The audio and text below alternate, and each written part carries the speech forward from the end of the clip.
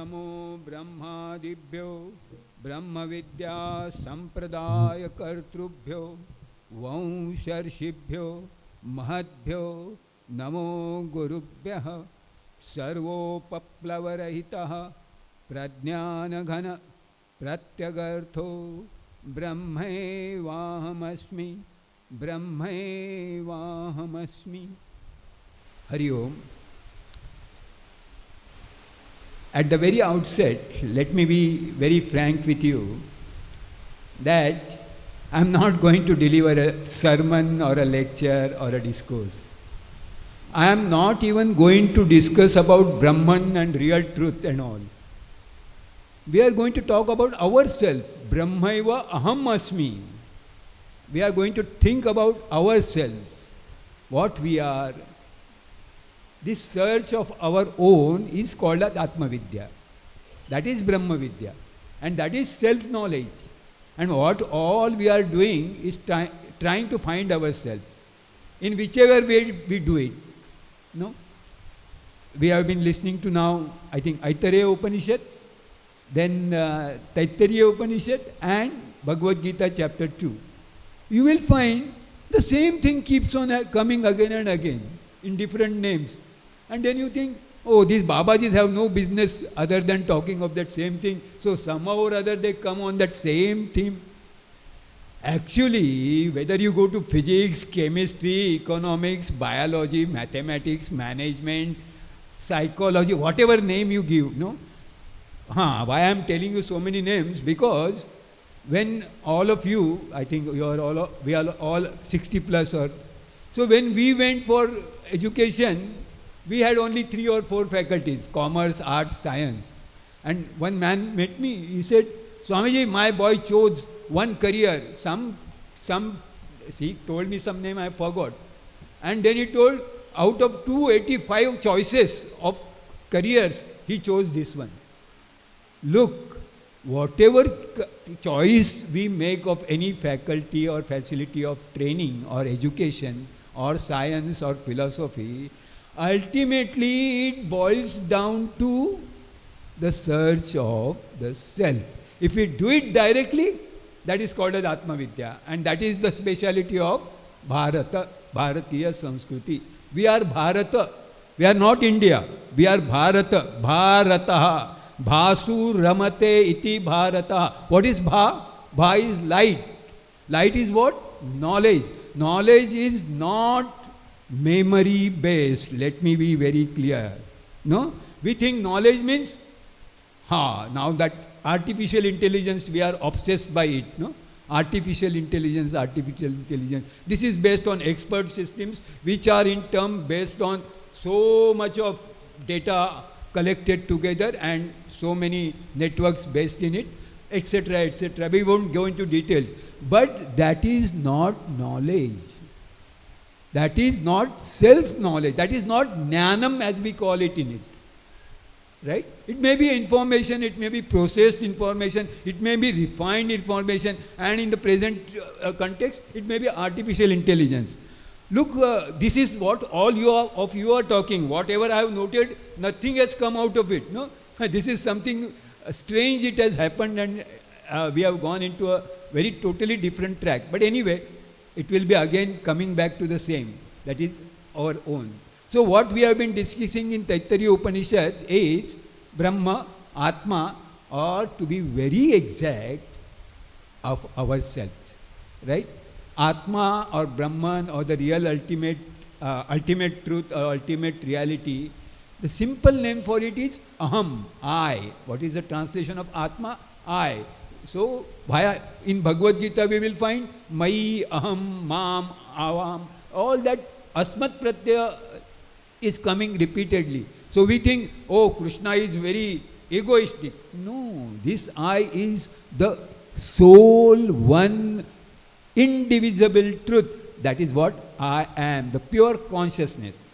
Then, after saluting, this is all given to us by Upanishads, but it was made very crystal clear to us by our Acharya, Shankaracharya ji.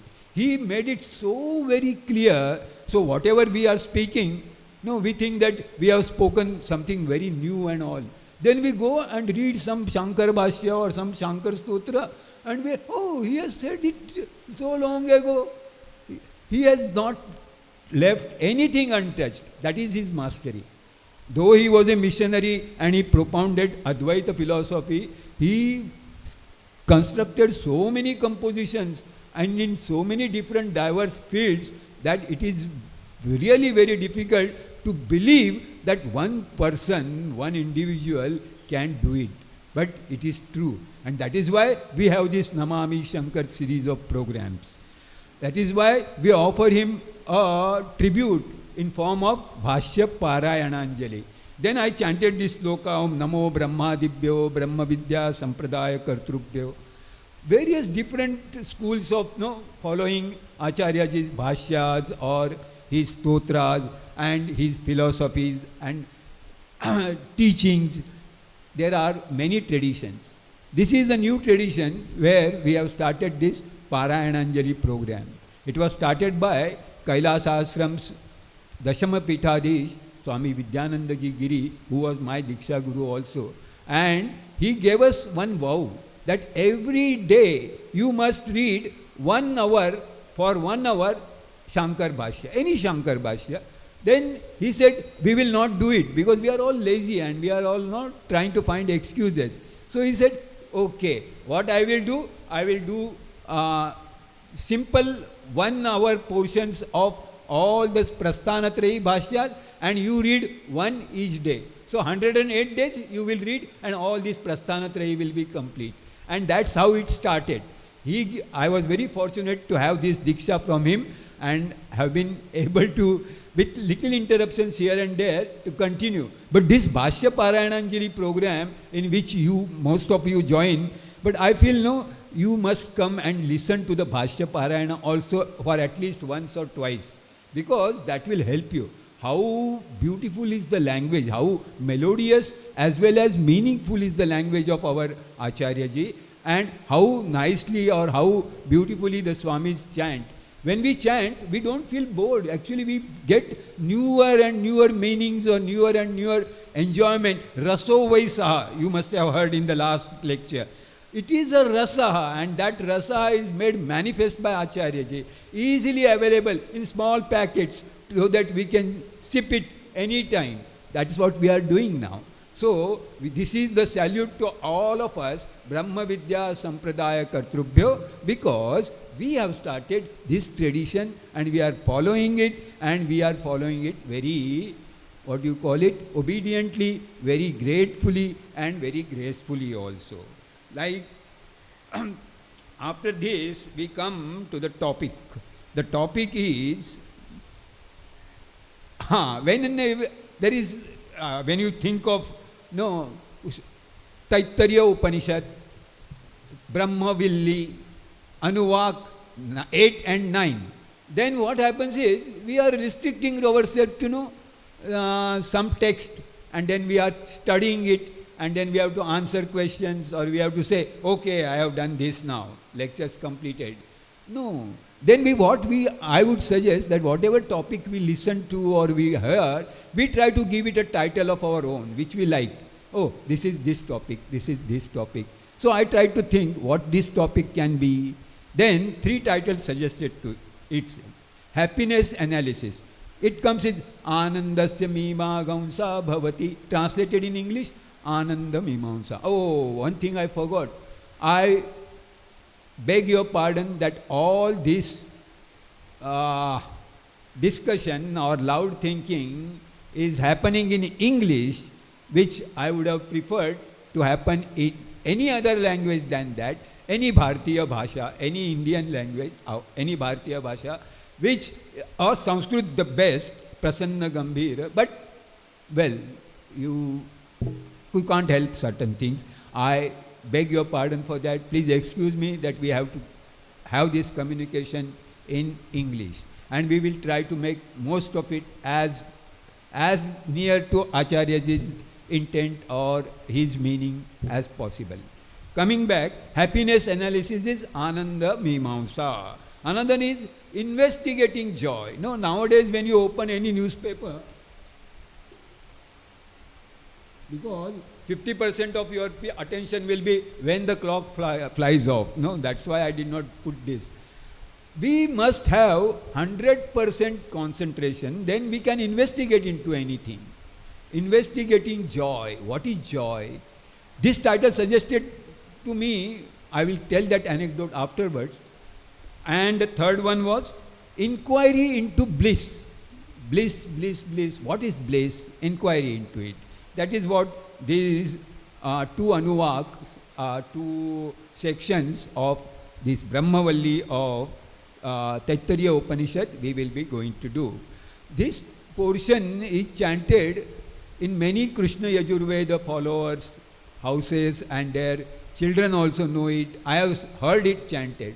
So if any of you has the text and any of you is interested in chanting together, you are welcome. It's so beautiful that while chanting itself, we will feel very nice.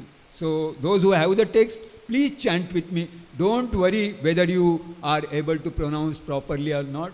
The sound of the word, I will tell you the secret. Why we were made to chant things without knowing in our childhood. A word, a sound has two things. A word, shabda, has two aspects. One is the sound, nada, and the other is the artha, meaning. The nada, if we get familiar with it, then the artha will come slowly, slowly, slowly. And if we have faith, it will come automatically even without guidance. Yasya deve para bhakti yatha deve tatha guru tasye te patitayartha prakashante mahatmana. And I am not telling it only from the scriptural evidence. I went to a school in Arunachal Pradesh long ago. There are some schools which are run by Vivekananda Kendra, and they teach all these Gita slokas to them right from the KG standard. So these children were about class 6 and 7 and 8, and I was told to talk to them about chapter 12, Bhagavad Gita Bhakti. Each of that boy, there were no girls in that school, could chant the 12th chapter very, very, without any blemish, without any flaw. I am doubtful whether there will be any school in Trivandrum in which such children will be there. If there are, I am very happy. So they chanted it, and then for next 4 days, I used to talk to them for 1 hour. And they were so happy, and they could grasp the meaning so fast and so quickly because they were familiar with the words. They did not have to look back into the books and try to see what is the word. So let us be familiar with the words first, then we will go through. That is what the modus operandi of today's thinking. We will chant the entire portion at a stretch, then I will go through the gist of the meaning, and then we will ponder upon each word slowly, slowly, as much as the time permits. Actually, this is what I wanted to say, but in the beginning we got diverted by that knowledge aspect. Okay. Bhishasmad vata pavate bhishodeti suryaha bhishasmad agnischendrascha mrityurdhavati panchamaiti saishanandasya mimagaunsa bhavati yuvasyat sadhu yuvadhyayakah ashishto dradishto balishta tasyayam prithvi sarva vittasya purna syat saeko manusha anandah te shatam manusha anandah saeko manushya gandharvanam anandah srotriyasya cha kamah tasya te shatam manushya gandharvanam anandah स एको देव गंधर्वाणामानंदः श्रोत्रियस्य च कामः तस्य ते ये शतं देव गंधर्वाणामानंदाः स एक पितॄणां चिरलोकलोकानामानंदाः स एक श्रोत्रियस्य च कामः तस्य ते ये शतं पितॄणां चिरलोकलोकानामानंदाः स एक आजानजानां देवानाम् आनन्दः श्रोत्रियस्य च कामः तस्य ते ये शतमाजानजानां देवानाम् आनन्दाः स एक कर्मदेवानां देवानाम् आनन्दः ये कर्मणा देवानपि यन्ति श्रोत्रियस्य च कामः तस्य ते ये शतं कर्मदेवानां देवानाम् आनन्दाः स एको देवानाम् आनन्दः श्रोत्रियस्य च कामः तस्य ते ये शतं देवानाम् आनन्दाः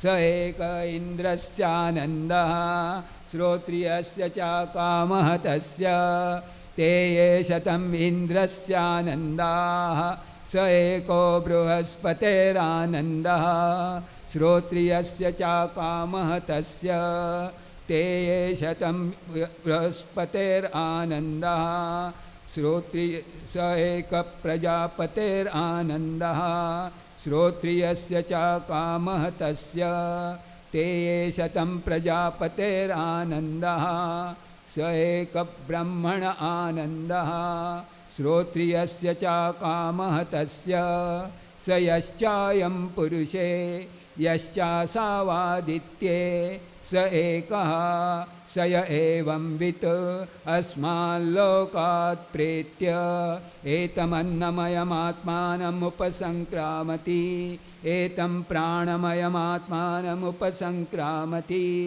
एतं मनोमयमात्मानमुपसङ्क्रामति एतं विज्ञानमयमात्मानमुपसङ्क्रामति एतमानन्दमयमात्मानमुपसङ्क्रामति तदप्येष श्लोको भवति यतो वाचो निवर्तन्ते अप्राप्य मनसा सह आनन्दं ब्रह्मणो विद्वान् न बिभेति कुतश्चनेति एतगं हवावन तपति किमहं साधुना करवं किमहं पापमकरवमिति स य एवं विद्वानेते आत्मानग्गस्पृणुते उभे ये वैशयेते आत्मानग्गस्पृणुते य एवं वेद इत्युपनिषद इति नवमोऽनुवाकः इति ब्रह्मानन्दवल्ली ओम.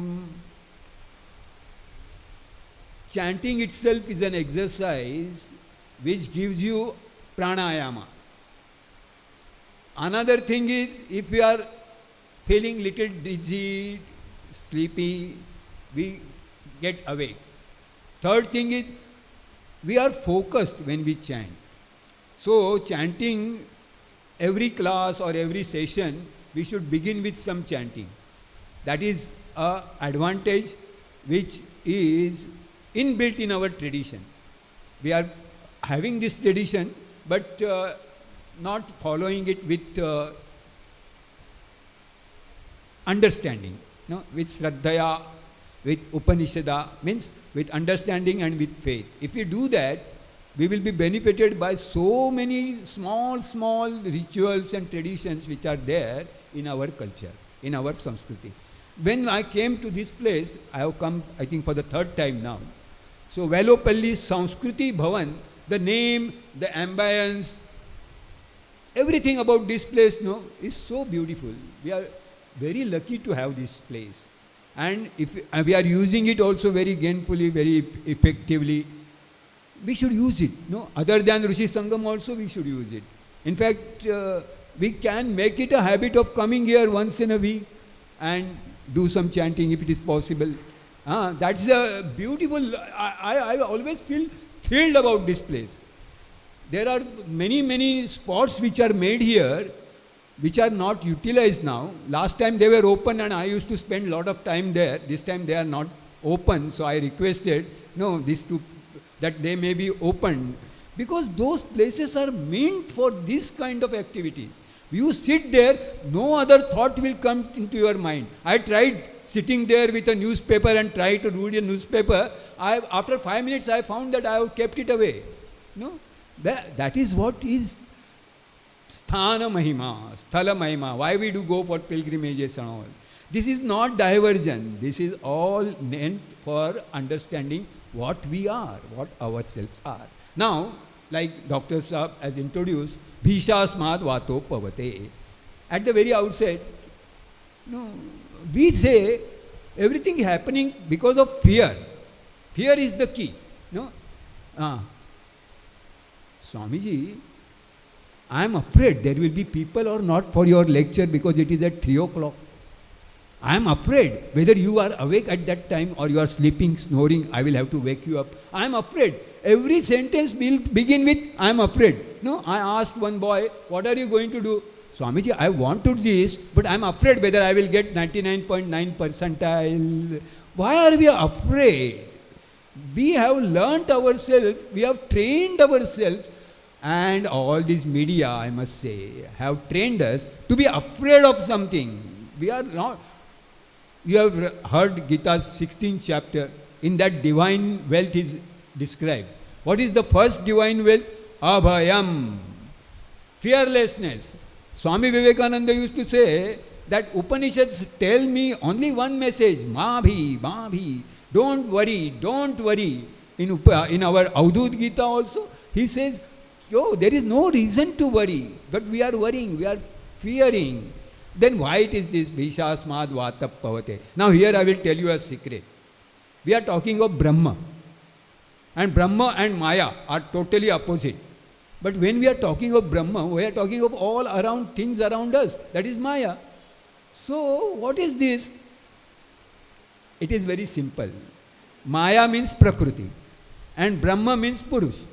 So what? Prakriti and Purush are not different. That is for our simple understanding, we name them differently. Shakti and Shaktiman. Parvati and Shiva. Are they different? Shiva Shakti, he has given her the status of Ardhangini. What is that? That is the significance. They are not two different entities. They are one entity only. When we, now comes the crux. If we can digest it, well and good. We have got something. If we can't digest it, still well and good. We are as it is. We are not harmed. So, when we look at things from a relativistic point of view, from a certain frame of reference, Cartesian coordinates you can call, or Einstein's space and time you can call, or whatever. No, in Yoga Vasishtha this is beautifully explained with so many examples. I would suggest those who are scientifically oriented would, because in Kerala and Bengal people are very much scientifically oriented and they are fond of this Yoga Vasishtha. So I was not reading it. And in Vedanta's technical, our traditional studies, our Acharyaji never mentions Yoga Vasishtha much. So much of that Prakriti aspect is taken and all things are explained very nicely, beautifully. All your science fiction movies and whatever you call, no, craze of the Western, they are all there. Their seeds are there, all. So what happens when we look at things, or anything for that matter, relativistically, it is Maya, it is Prakriti, it is we call Virat, it is nature. And when we look at it from the observer's point of view, that is, I am observing, and I is always one. That is the thing. And in that I, nothing is happening because he is just there. That is Purusha. That is the absolute. So, Swamiji, then in absolute, what will happen? I said, absolute, there will be no question, no question. In this also, in every text, whether it's a small stotra or our Acharyaji's Ekasloki or just Om. How do we chant Om? That's why I asked you to chant Om. And I was really sorry. Nobody, responded me. Last time when I was here, I was not able to speak. My throat was totally gone. And I requested and all of you chanted and the throat responded and it came up. Is the guttural sound. O is the throat. And is the nasal. Labial, guttural and nasal together should end in what? Silence. There is the three matras are a, u, ma, and the fourth one is amatra. That is silence. That is involving all of these. No? Turiya. When we say Turiya, Turiya means not the fourth. Turiya means which contains all three, gobbles all three, and transcends all three. Here also it will come. Ananda. This is, in the very beginning, it is told that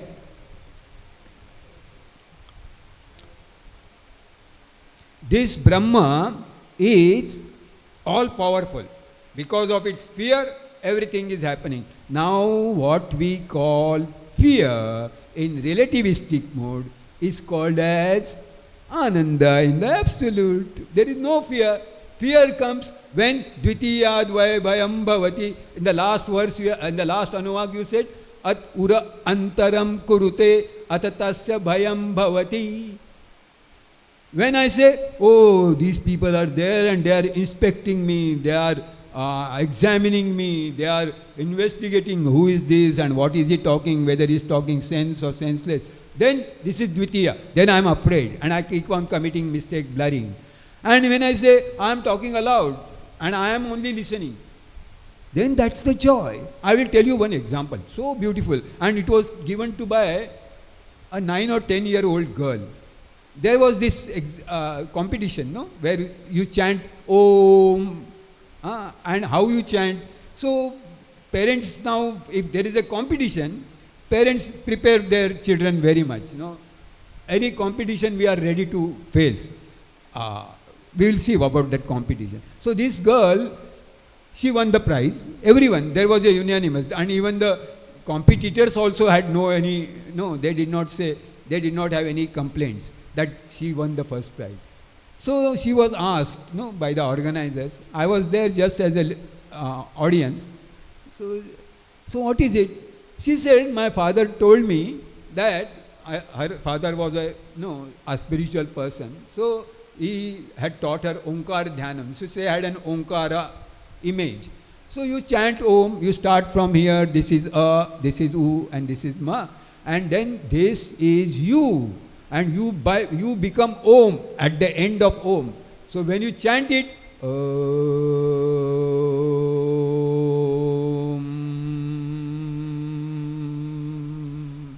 When she says, when that end comes, I don't know where I am Om.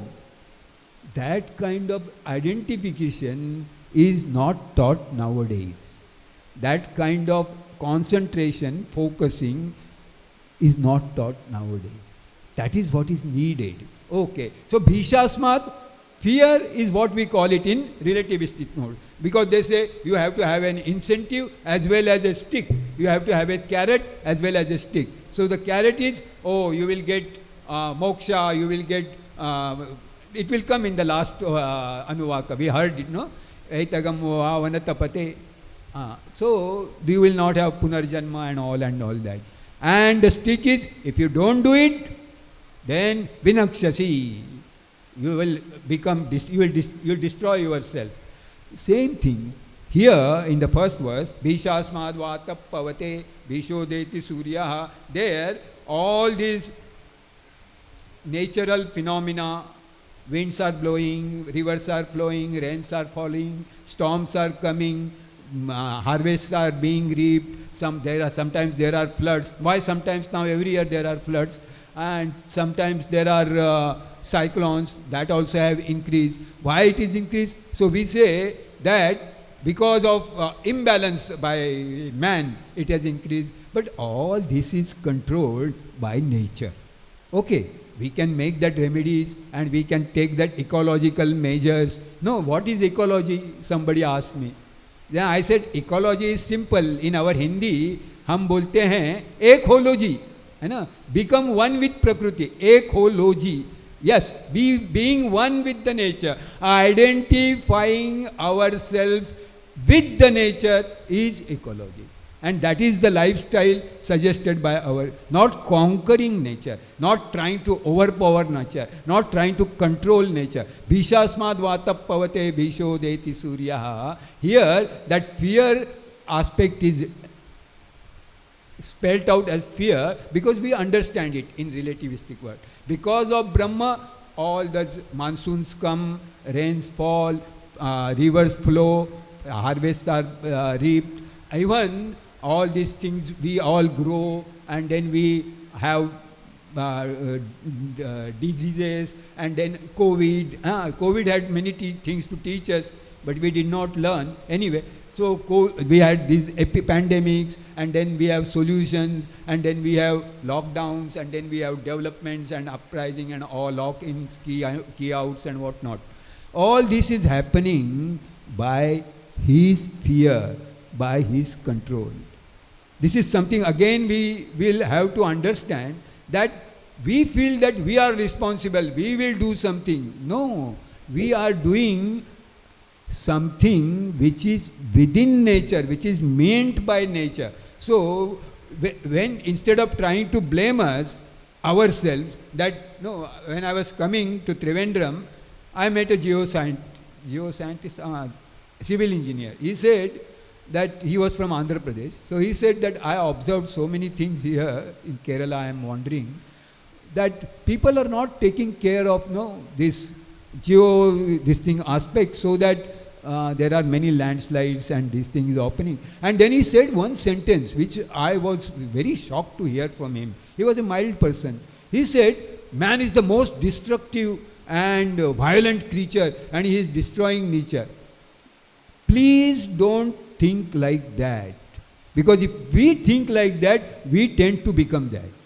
What we think, we become. What we feel, we attract. And what we imagine, we create. So, let us all who are on the right track, who are guided by the scriptures, think properly, feel properly, imagine properly, and then our actions will be proper. Let us not try to preach others. Let us try to follow what we live, what we believe in. To live what we believe in is the code of conduct or code of behavior of our Bharatiya Sanskriti. Now, Mrityu, Agni, Surya, Vayu, all are by his fear. Indra also. That is, all our actions of organs are all by his fear, by his control. Without him, no, you must have read or heard Keno Upanishad. Without him, even that fire is not able to burn even a small blade of the grass. The wind, the storm is not even able to blow a small blade of the grass. What does it mean? That means there is a plan, a design, a divine, or here we call it as Brahma, entity which is controlling, which is supervising, which is overlooking all these things. This is something which we have to have. And this is what is called as faith. This is not blind superstition. Everything is happening as per the plan. Whatever we are experiencing now is also happening to a plan. When we have that, we have a positive attitude, and positive reasoning attitude is faith. This is something which I wanted to explain many a times. It has come out automatically. Good enough. Now, Anandasya Mimamsa. From the relative aspect we have seen, it is happening because of fear. But actually, what one person will say, now when I was sitting here, I came here by about 2:55. So 7-8 minutes I was sitting there. And then I was thinking, oh, I am going to blabber and people are going to listen, so I am going to get some joy. Okay. What people, so some people were dozing off, many of the participants are sleeping, many of the other things are, no, somebody is having food, somebody is having talks, somebody is having discussion, some people have come for visiting this Vailopilli, the children are playing, everybody is doing some activity. Why? The answer is the first one, Anandasya Mimagamsa Bhavati. I happened to go to a yoga therapy institute. It is a very long time. Now it is very popular. Every other house or every other building there will be yoga therapy. But that time it was very rare. And there, this particular portion which I chanted was being chanted. So I was wondering, in yoga therapy, how can this be Vedanta thing? And then the instructor there, he had studied Upanishads also. He was a doctor, not MBBS doctor, but he was a PhD in some space or something. And he had started that, and it was very good. That has become a university, I gather now. So this particular portion was chanted there, and then he said, then he explained, it was explained over a day of, period of 7-8 days, because that was the course of that treatment. So everybody is trying for happiness, but there are different levels of happiness, there are different shades of happiness, there are different means of happiness. No, there are different grades of happiness, and how to get it, how to get the maximum from my own grade. That was the gist of his teaching. But here also we find what is meant in all this analysis which we have. There are 10 or 11 levels which are said, which are increasing in 100-fold every time. Manusha Ananda, then Manushya Gandharvanam Ananda, Deva Gandharvanam Ananda. So it is like gradation. It is very simple. People have different people have made different commentaries on this, but the gradation is a habit of human mind. No, we try to grade everything. Oh, how much it is? This is 50%, this is 30%. Oh, it is, Swamiji, today's Samadhi was 70% of that yesterday's Samadhi. We want to grade, we want to quantify, we want to evaluate, we want to judge. This is a human, that is why the Ananda Sankhyanam, the last thing I had said, Sankhyanam, we are quantifying joy in this. It is for our understanding actually.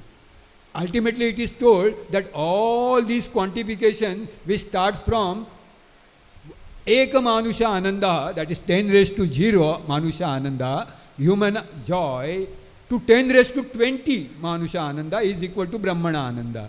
That 10 raised to 20 means not only 20 zeros over 1. It is infinite.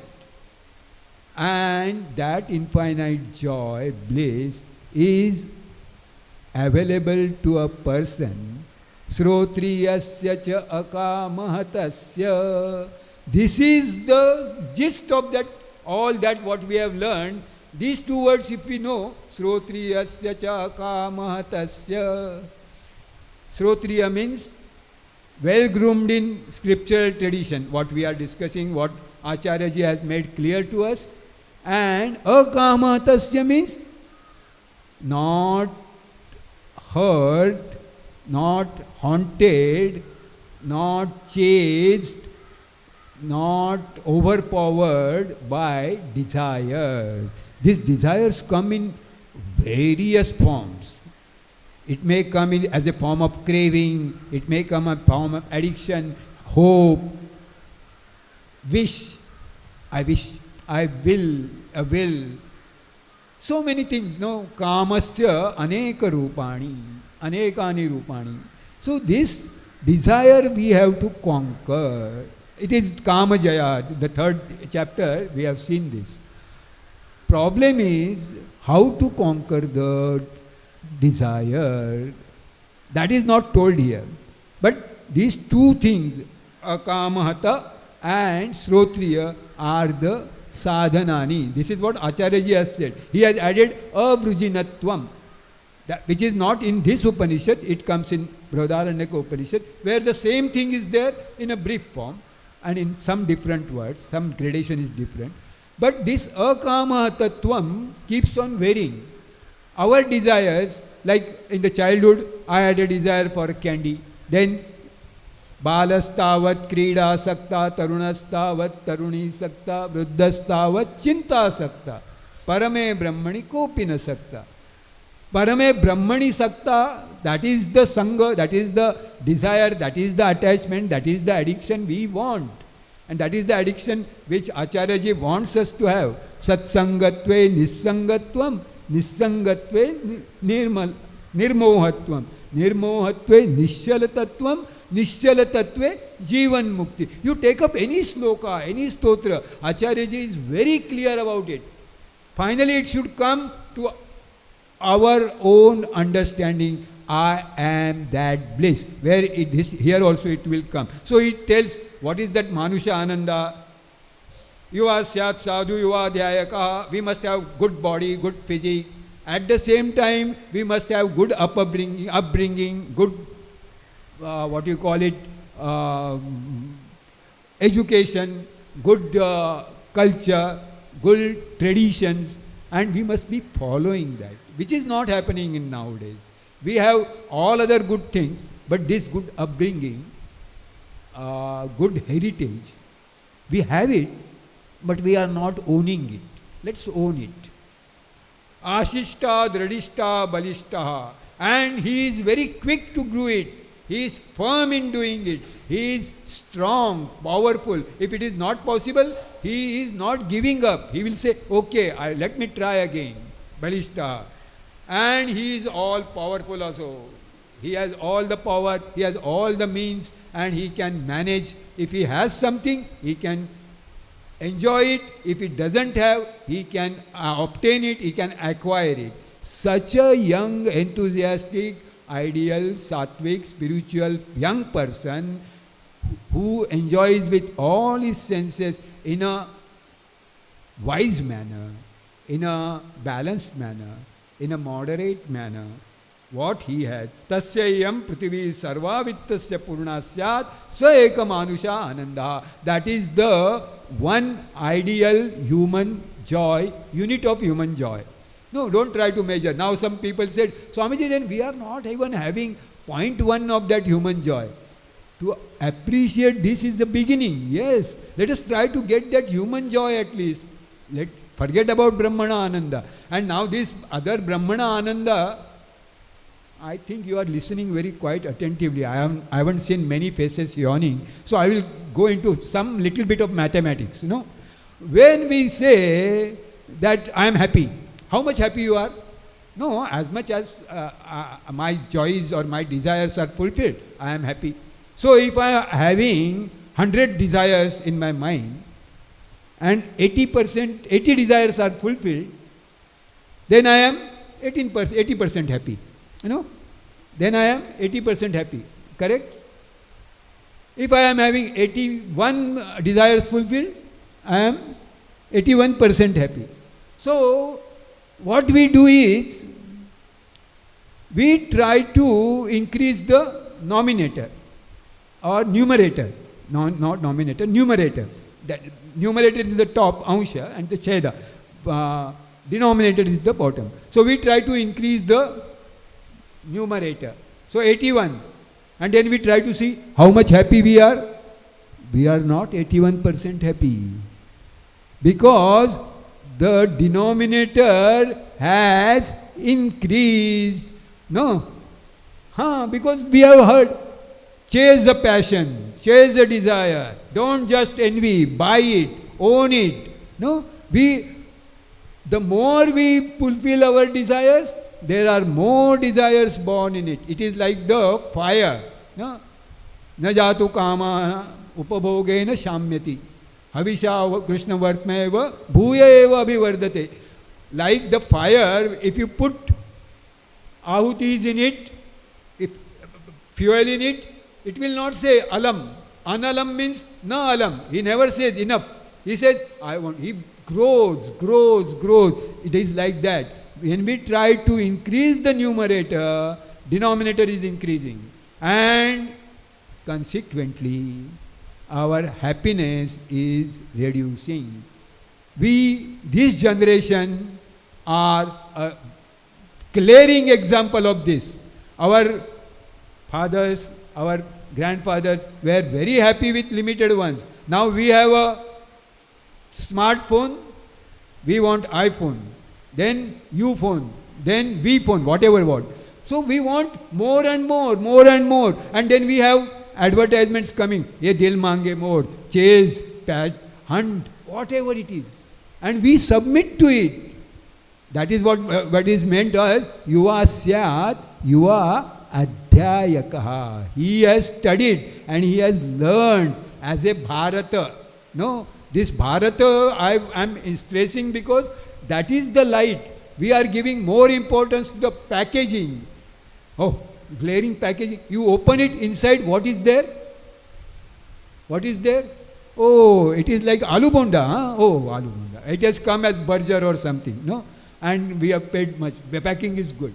We are paying attention to the packing. And if we pay attention to the sara, rasaha, raso vaisaha, if we pay attention to the essence in everything, we are Bharata. And that is what is meant by yuva syat yuva adhyayakaha. He alone can have a wonderful human joy, and that can be called as ideal human joy unit. And gradually it keeps on increasing. Though all these modern sciences, economies, philosophies, schools of thoughts, and nowadays remixes and fusions and whatnot, no, they call it so many philosophies. Oh, it is Yoga Vedanta or Bhakti Vedanta, and all that is based on Atma Vidya only, as we saw in the beginning. They tell you that try to increase the numerator, and nobody would say try to reduce the denominator, because then their products will not sell. Then what they are wanting to try, their products means it's not necessarily something or object. Their philosophies, their schools, their following. So what is meant is, if we reduce the desires, if we reduce the denominator, what will happen? Automatically the ratio will increase. And if we reduce the desires so much that there is no desire, Swamiji, this can't happen. Let's at least think of it. No, let's at least think of it. We are ready to think of apocalypse, and if we are ready to think of any other thing, let us think of this. Desires becoming zero, akamahataha, then what will happen? The ratio will be infinite. Anything upon zero is infinite, undefinable, inexpressible, infinite joy, pure bliss, profound peace, pure consciousness. This is what we have been hearing, but we are not able to do it. There is one beautiful thing. I found it in one trip. I was going to some place, and there a school trip came. And one boy, he was just not having anything. Other children were having that mobile camera. Somebody is having this thermos flask, this and this. And this boy is merrily going here and there and enjoying. And other children are taking care of their, that equipment somebody is trying to shoot. And this boy is very merrily enjoying. Then I asked him, they are enjoying so much. She is photographing, he is eating chocolates, she is skipping and all. Then they said, they are playing, I am enjoying. Then I said, what do you mean? Then he said, my father said one thing, beautiful thing. He said, my father said, the more you have, the less you are. The less you have, the more you are. No? If we have more and more possessions, we are gobbled by the possession rule us. And if we have less and less and less possessions, like avadutas and beggars, they are the kings, they are the emperors of this world. Yeah, this more you have is promoted by the modern culture. And the ancient wisdom says, the less you have, the more you are. And nothing you have, infinite you are. Everything you are. That is the sarvatmya bhava. That is the bliss. That is the pure bliss. That is ananda brahmano vidwan na bibheti kutaschaneti. Then there is no fear. There is no reason for any fear. You can't even dream of fear. Because everything is I, myself. Acharya ji says so beautifully that ananda anandinono bheda bhinnata na bhavati. There is no bliss and enjoyer of bliss. There is no ananda and anandi. Ananda becomes anandi. In Upanishad it becomes tata etat sukham bhavati. Kasya sukham bhavati? Iti na katitam. Etat sukham bhavati. There is bliss. And this happens to us also. I have experienced it recently many a times. And this is what no, comes in this, after this gradation, they say, Sa eka brahmana ananda, these all additions, we have seen these gradations of ananda, that is because of different levels of desires.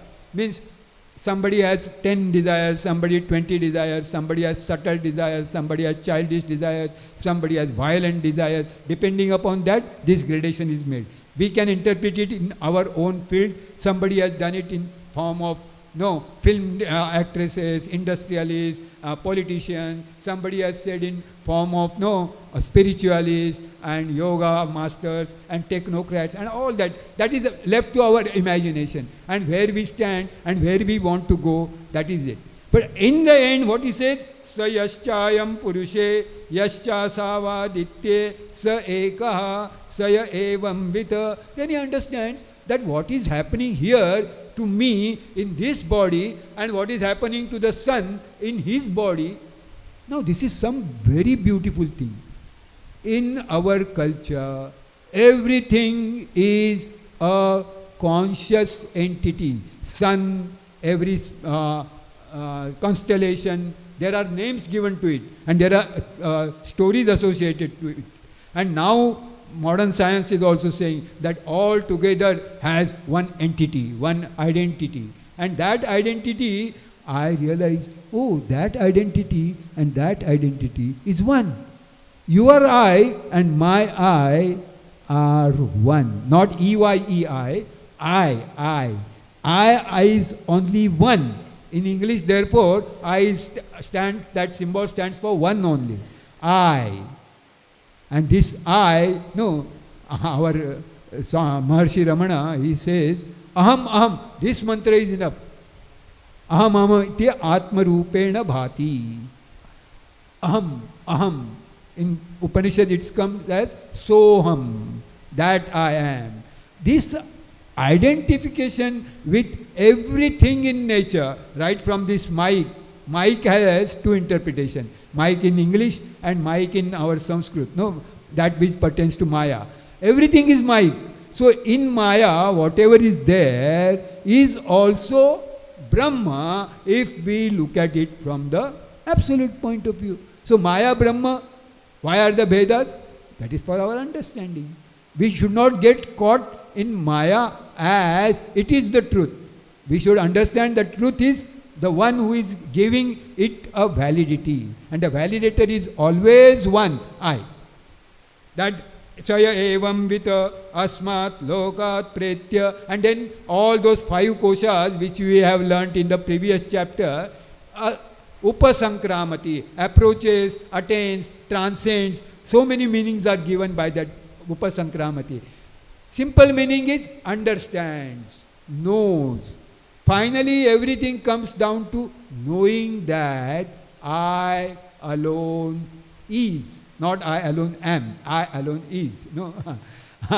The thing is, I am is the mantra. That's it. Aham, Om. You see that similarity between all these? I am, Om, Amin. That mantra, that mantra is the final conclusion, culmination of every spiritual striving, every striving in every arena, in every universe.